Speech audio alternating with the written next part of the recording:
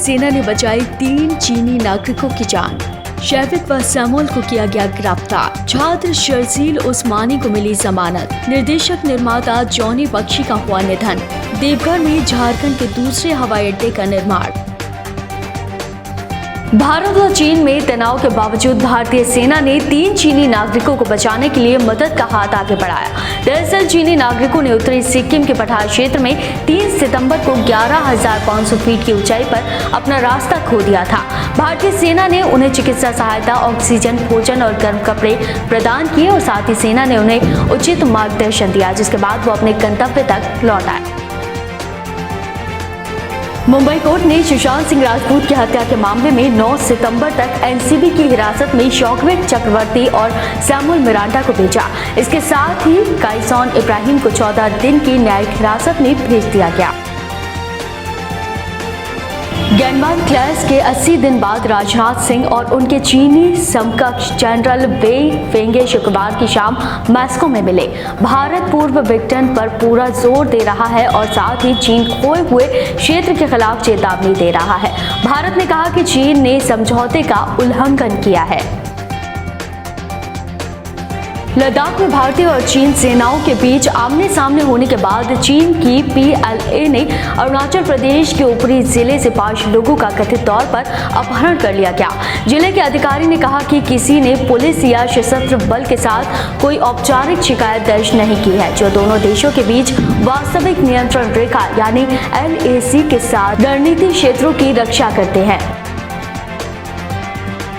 अलीगढ़ अदालत ने अलीगढ़ मुस्लिम यूनिवर्सिटी के छात्र शर्जील उस्मानी को जमानत दे दी, जिसे अलीगढ़ पुलिस ने 15 दिसंबर 2019 को अलीगढ़ मुस्लिम यूनिवर्सिटी परिसर में नागरिकता कानून के खिलाफ विरोध प्रदर्शन करने के बाद हुए दंगों में कथित रूप से भाग लेने के लिए गिरफ्तार किया गया था।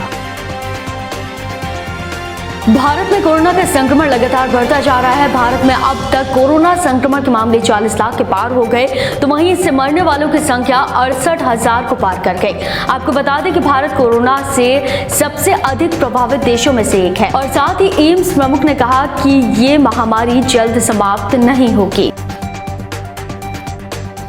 दिग्गज निर्देशक निर्माता जॉनी बख्शी का मुंबई में निधन हो गया। उनके मित्र निर्माता निर्देशक अमित खन्ना के अनुसार सांस फूलने की शिकायत के बाद उन्हें अस्पताल में भर्ती कराया गया। आपको बता दें कि उन्होंने मेरा दोस्त दुश्मन, रावण और कजरारे जैसी फिल्मों में योगदान दिया था।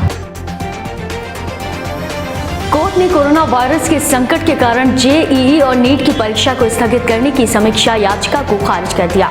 न्यायमूर्ति अशोक भूषण, BR गवई और कृष्णा मुरारी ने कहा कि समीक्षा याचिकाओं में कोई योग्यता नहीं है और इसलिए हम इसे खारिज कर रहे हैं। देवघर में झारखंड के दूसरे हवाई अड्डे का निर्माण होने जा रहा है। भारतीय विमानपत्तन प्राधिकरण ने कहा कि हवाई अड्डा 653.75 एकड़ में फैला होगा। इसमें 2,500 मीटर लंबा रनवे होगा और ये एयरबस 320 प्रकार के विमानों के लिए अनुपालन होगा। पूर्व अमेरिकी राष्ट्रपति रिचर्ड निक्सन का सच दुनिया के सामने आया है।